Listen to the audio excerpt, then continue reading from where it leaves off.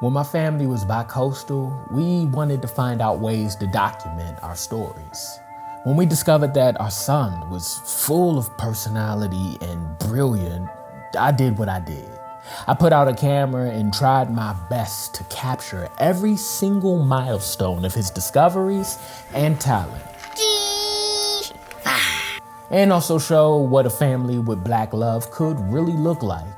And what came from that was a YouTube page, Eli's Playhouse. Eli's Playhouse. Here's the story behind my wife and I planning a page that could showcase the brilliance of our son's light. Yeah, you're right. And then I'll tell you the reason why we never released it. Elias Webb was born in February 2020. A Washington State resident fell ill a month before our entire world shut down.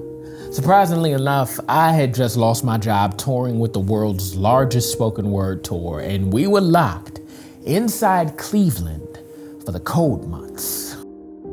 Now, in those times, Eli felt like a space heater. His warmth was the exact thing to peek through my wife's postpartum, and it brought a focus out of me that I never knew I had. And as he learned language, our family just became super theatrical for some reason. Our love language became singing random songs. You know, we do voices. Am I have my job apples, please? And the more I caught it all on camera, the more it became a way to give our son at a young age something that he could point to and say, this is who my family is, and I love them. But to turn that raw, organic material into a YouTube page, we wanted to make sure that he was on board, because everything that we shot would be framed through the lens of his eyes. So we asked for his permission. Are you sure you want to make videos? Yeah. Verifying that he was okay, even in his youth, with documenting our life moments. And we pledged that we would ask him again once every year, so no matter how fun or not fun it got, he would always have an out. After getting our first yes from a 4-year-old, one morning during breakfast, I whipped the camera out, and the very first thing we shot ended up turning into a waffle party. Dada, know what? What? We can have a waffle party. 10 minutes of putting batter into a waffle maker and competing on whose waffle's gonna come out the best. Of course, while the waffles are going, there's a dance party while you wait. And when Eli wins at the end, there's a victory dance, final pose, and a series trailer for all of the adventures that Eli's going to have after that. I love everybody. And none of that was directed. All of that was just what was happening naturally at breakfast.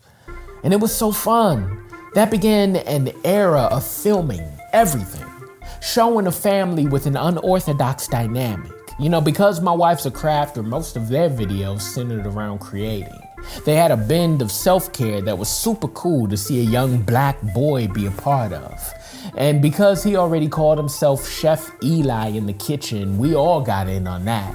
Break it and break it. Woo! And you already know with me, man, like scenes, fighting, production value, trying to make Lil Bro an Avenger. And soon, with 20 different folders full of adventures, songs, and vacations, we were ready to go. It was really about to be game time. I mean, we liked it, it was natural, and we got to thinking, this could be big. And that sentence sat with us. We kept on repeating it a little bit longer. This could be big. And that's when I started to get nervous. Because that's also when the main question started to form that this entire video is about. Do we put a spotlight on our family's lives and in the process risk spoiling how pure those lives have been? Let me cut in with a quick story about my backstory real quick. I was a theater kid, a performance kid, always in the newspaper for some good thing. Now, I wouldn't have my upbringing go any other way. Learning how to express yourself early on and being recognized for it, it's a rare experience. But there is a downside. I think mine was that I got to know the me unstaged better than the me in real life. I started so early that for me, there wasn't really a distinction between having to perform for applause and learning to live without it. And when the crowds inevitably stopped coming and the newspapers wrote on other things, I realized that, like a good amount of other lifelong performers, I might have been a little underdeveloped as a real person. I started taking performance seriously at age 12. My son was 4 when we started filming for his page. Merry Christmas! Now, I was popping mainly in my school district and neighborhood, but his YouTube could potentially reach the eyes of millions. What could that do to his thought process? And I know y'all probably think I'm tripping, like, bro, this is a YouTube page. It's not 90s Nickelodeon. That reference is rough. But I gotta tell you the motto that me and my wife live by. When me and my wife first got married, we said that we were always gonna try for our best chance. And that meant that we would curate our decisions, the locations where we lived, the jobs we took, and everything else that we could control in a way that sets us up for success. And when Eli was born, that motto extended to him.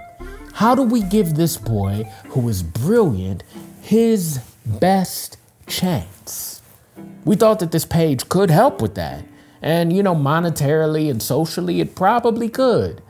But could the possibility of popping so early make later life an easy road or a crazy one, you know what I mean? Now, I'm no fortune teller. His future could go a million type of ways. But is this page his best chance? Or something that could stress him out and put eyes on him that he'd resent later on? A quote from Psychology Today keeps on ringing in my ears about this. It says that child stardom demands adult-level performance, while the prefrontal cortex, the part of the brain responsible for emotional regulation and impulse control, that's still developing. This creates what researchers described as a perfect storm for emotional dysregulation, fractured identity, and deep attachment wounds. That's deep, but another funny thought is, what if I dropped his whole page and it only got like 4 likes? And I did all of this researching and worrying for nothing. Now, I think he will pop. My little dude is too lit, y'all. And that's another thing. He's so lit, in fact, that he might not even need a camera. He got a whole nother bag that I don't even need to step in. He's great at science and math. And actually, this chessboard that's like in all of my videos, it's actually a shout out to him. I don't play chess, but he learned the game at 5 and now beats everybody in our family. And that type of stuff, it draws a distinction between him and me. Love it or hate it, I was probably more born to be an artist only.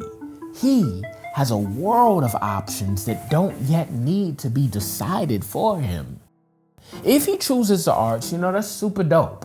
But I do wonder how beautiful it would be for this black man to build his success off of something other than performing.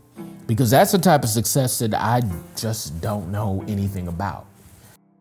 And those pluses and minuses of whether or not this was a good idea, they remained unsolved.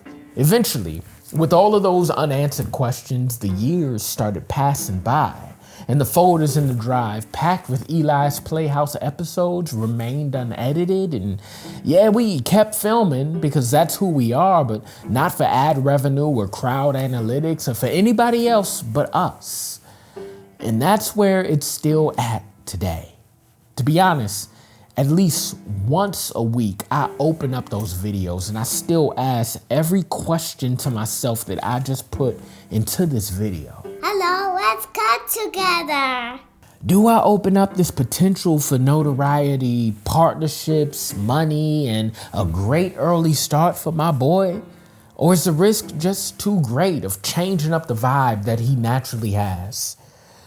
I'm legitimately asking you because I have no idea anymore.